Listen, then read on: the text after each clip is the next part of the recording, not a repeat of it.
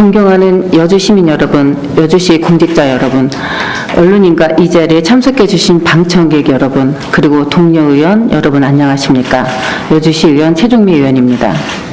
2019년 기해년 새해가 시작된 것이 엊그제 같은데 벌써 2차 정례회 기간을 맞게 되었으며 사람 중심 행복 여주를 표방한 여주시 집행부와 소통과 혁신의 여주시의회가 새롭게 출범한 지도 어언 1년 반이 다 되어가고 있습니다. 올 한 해를 마무리하고 새해를 맞는 시점에서 이번 정례회를 계기로 그동안 우리 여주시가 얼마나 달라졌고 여주 시민은 어느 정도 시정과 의정에 만족하는지 겸허하게 짚어보아야 한다고 생각이 듭니다.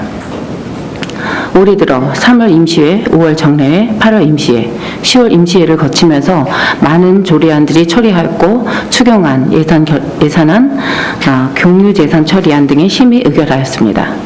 이 모든 과정들이 여주시의 발전과 시민의 행복을 증진시키기 위한 것이라는 점은 두말할 필요가 없을 것입니다. 또한 이러한 다양한 활동들이 여주시 의회의 의정활동이라는 점도 틀림없는 사실입니다. 그러나 평소 원활한 의정활동을 수행하는 데 있어 보다 체계적인 보완점이 필요하다는 생각이 들었기에 본 자료안을 통해 제안합니다. 우선 보다 효율적이고 선진적으로 시의 홍보 시스템이 개선되어야 한다고 생각합니다. 홍보 시스템을 통해서 여주시의 발전 계획 청사진과 진행 현황이 투명하고 세세하게 공개되어야 할 것입니다. 현재 여주시의 핵심 사업은 중장기적 차원의 계속 사업들과 새 집행부의 공약 사업으로 구성되어 있습니다. 그런데 핵심 사업들이 어떻게 진행되고 있는지 시민들에게 정확히 공지된다고 보기 어렵습니다. 물론 언론을 통해 보도되고 있고 의원들은 여주시 사업과 사안들을 정기적으로 의정의 날에 보고받고 있습니다.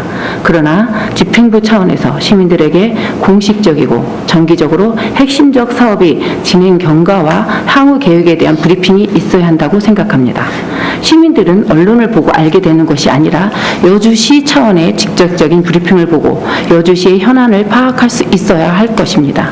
예를 들어 여주시가 추진하는 것이 향후 5년 또는 3년간의 어떤 것이 핵심적인 사안이고 이 사안들이 내년에는 어떻게 추진될 것이며 또 내년 상반기와 하반기는 어떤 사업들이 중심적으로 이루어질 것인지 분명하게 공지되어야 합니다.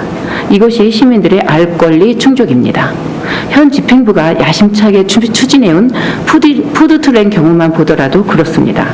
물론 사업계획 자체가 충분히 수립되지 않아서일 수도 있겠지만 여기에 대해서 집행부가 공식적으로 발표된 추진사항이 없고 몇몇 언론에 게재된 것이 전부이다 보니 이 사업의 의미나 실체에 대해 시민들은 궁금하기만 할 뿐입니다.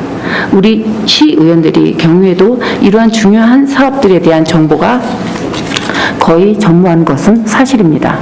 연간 수백억의 예산이 투여될 수도 있는 사업이라면 당연히 시민의 의견을 수렴하는 과정부터 추진 계획을 공표하는 과정까지 모든 것이 투명하게 진행되어야 할 것이며 이는 다른 사업들의 경우에도 같다고 생각합니다. 자료로 발견된 2030 계획 등과는 별도로 여주시의 반기, 연간, 기간 중 핵심 사업 추진 계획의 진행 현황을 구체적으로 시민들에게 제시할 수 있는 홍보 시스템을 점검해 주시기를 당부드립니다. 그러기 위해서는 보다 효율적이고 선진적으로 여주시의 홍보 시스템이 개선되어야 한다고 생각합니다. 홍보 시스템을 통해서 여주시의 발전 계획의 성사진과 진행 현황이 실시간으로 시민들에게 투명하고 세세하게 공개되고 전달되어야 할 것임을 강조하는 바입니다. 이어 더불어 옴부즈맨 제도를 도입 필요성에 대해서 말씀드리겠습니다. 옴부즈맨 제도는 행정기관의 확대, 강화됨에 따라 행정에 대한 입법부 및 사법부의 통제가 어려워지자 이를 보완하기 위해 별도의 조사관을 임명하여 공무원의 권력 남용 등을 조사, 감시하는 행정 통제 제도입니다. 행정 감찰 전문 인재도라고 하는데 스웨덴 어로는 대리자, 대표자를 뜻하는 어원을 갖고 있습니다. 영국이나 미국에서는 민정관 또는 호민관이라고 번역되기도 합니다. 국민의 권리를 보호하기 위한 각종 제도가 많지만 현실적으로는 사각지대가 많은 것이 사실입니다.